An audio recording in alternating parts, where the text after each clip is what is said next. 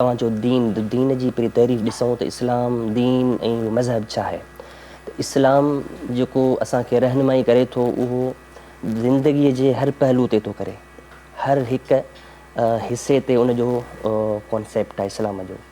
इस्लाम जेको आहे सिर्फ़ु मज़हब न आहे, मज़हब यानी उनजी तारीफ़ बिल्कुलु नंढड़ी आहे। इस्लाम बिल्कुलु महदूद न आहे, बिल्कुलु वसी आहे। त इस्लाम हर शइ ते ख़्यालु रखे थो।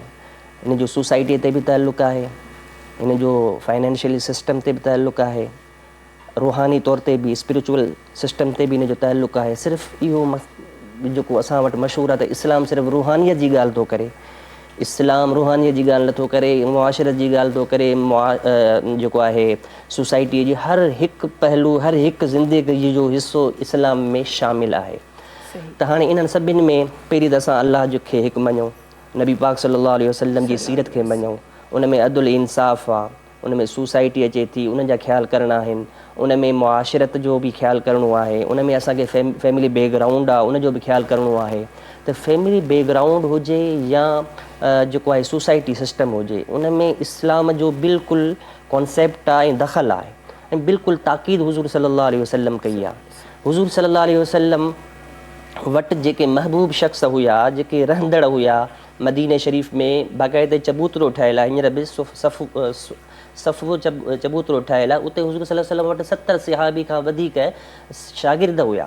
पोइ उन में सिर्फ़ु त हुज़ूर सल्लल्लाहु अलैहि वसल्लम जा इहे त मके जा माण्हू त कोन हुया, उन में ॿियनि मुल्कनि जा बि हुया। सुहेब रूमी रूम खां आयो हो, सलमान फ़ारसी फ़ारस खां आयो हो, अबू हुरैरा ॿिए मुल्क खां आयो हो, हज़रत अबू ज़र ग़िफ़ारी ग़िफ़ार खां आयो हो। त मतिलबु इहो आहे त हुज़ूर सल्लल्लाहु अलैहि वसल्लम चयो मूं वटि जेको आहे कोई बि रिश्तेदारी जो ताल्लुक़ु न आहे, मूं वटि इंसानियत जो दर्द आहे, मूं वटि अचो ऐं अलाह जो हिकिड़ो पैगाम आहे जो अलाह हिकु आहे ऐं मां नबी आहियां ऐं सुठी राह ॾेखारींदड़ आहियां, मूं वटि उहो कॉन्सेप्ट आहे। त हाणे असां फैमिली सिस्टम में हुजूं त बि असांखे हुज़ूर सल्लल्लाहु अलैहि वसल्लम जी सीरत ते हलणो आहे, मुस्लमान पको थियणो आहे। मुस्लमान पके जो मतिलबु इहो आहे त हुज़ूर सल्लल्लाहु अलैहि वसल्लम जी सीरत खे पढ़णो आहे ऐं उनजी ज़िंदगी खे ॾिसणो आहे। हुज़ूर सल्लल्लाहु अलैहि वसल्लम जी ज़िंदगी छा हुई, तमामु घर वारनि सां मुहबत हुई, प्यार हुई, उल्फत हो ऐं तमामु भाईचारो हुयो। ऐं जेकॾहिं असां ॿियनि सोसाइटी खे ॾिसूं या ॿियनि रिश्तेदारी खे ॾिसूं त बि हुज़ूर सल्लल्लाहु अलैहि वसल्लम हुज़ूर सल्लल्लाहु अलैहि वसल्लम जोड़ियो आहे ॿियनि खे। पाण करीम सल्लल्लाहु अलैहि वसल्लम जी हिकिड़ी हदीस आहे, तमामु प्यारी हदीस आहे। पाण फरमायो मुस्लमान जेको आहे जिस्म जे मानिद आहे, यानी जिस्म में जेकॾहिं को उज़ू आहे उनखे का तकलीफ़ पहुचे थी त पूरो जिस्म बेचैन थी वेंदो आहे। त पाण करीम सल्लल्लाहु अलैहि वसल्लम फरमायो हाणे क़ौमियत हुजे या पंहिंजाइप हुजे या जेको आहे ज़बान सां ताल्लुक़ु रखंदड़ उहा इंसानियत हुजे, बल्कि उहो हिकिड़ो जिस्म सम्झो वञे त पोइ ज़िंदगी जो सिलसिलो सही रहंदो, पोइ ज़िंदगी सुकून वारी सही रहंदी।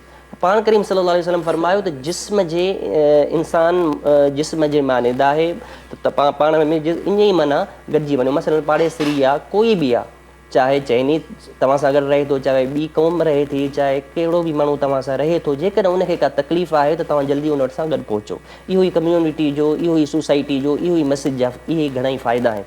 त असांखे प्यारे नबी करीम सल्लल्लाहु अलैहि वसल्लम जी सीरत ते हलणो आहे, उनखे पढ़णो घुरिजे। उनखे जेकॾहिं न पढ़ंदासूं त असां सां इहे मुआमिला थी सघनि था। त इस्लाम वसी आहे, रूहानियत सिर्फ़ु सेखारे नथो, रूहानियत ते बि असांखे हुज़ूर सल्लल्लाहु अलैहि वसल्लम दर्स ॾिनो आहे, सोसाइटीअ जो बि दर्स ॾिनो आहे ऐं जेको आहे रिश्तेदारीअ जो बि ताल्लुक़ु। पाण करीम सल्लल्लाहु अलैहि वसल्लम जीअं तव्हां सवेल शुरू में तमहीदी गुफ़्तगू कई हुई, उन में तव्हां चयो त क़ुरान करीम जी आयत आहे, ॿ आयतूं पेश कयूं तव्हां, वाअतसिमू बिहब्लिल्लाहि जमीअन वला तफ़र्रक़ू।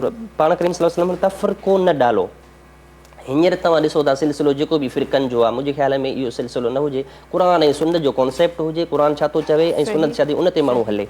ॿी तव्हां इहा ॻाल्हि कई त मुस्लमान जो भाउ आहे, सूरत हुजरात में उन में बि अल्लाह सी फरमाए इन्नमल मोमिनून इख़्वा, मोमिन भाइर आहिनि पाण में, फ़अस्लिहू बैन अख़वैकुम वत्तक़ुल्लाह लअल्लकुम तुरहमून। पाण में जेकॾहिं भाईचारो बिरादरहुड जी तव्हां वटि थोरी सी सम्झ हूंदी त पोइ जेको आहे लअल्लकुम तुरहमून तव्हां ते रहम कयो वेंदो। यानी असां सभु जेको आहे भाईचारे जी सिलसिले खे वधायूं ऐं इन कॉन्सेप्ट खे उजागर कयूं त इंशा अल्लाह ताला पोइ इस्लाम जो नूर, इस्लाम जो जेको फ़लसफ़ो असांखे सम्झ में ईंदो, पोइ ज़िंदगी में मज़ो ईंदो इंशा अल्लाह। सब्सक्राइब कयो असांजो official YouTube channel Sindh TV HD Islamic ऐं वधीक अपडेट लाइ बेल आइकन खे क्लिक करियो।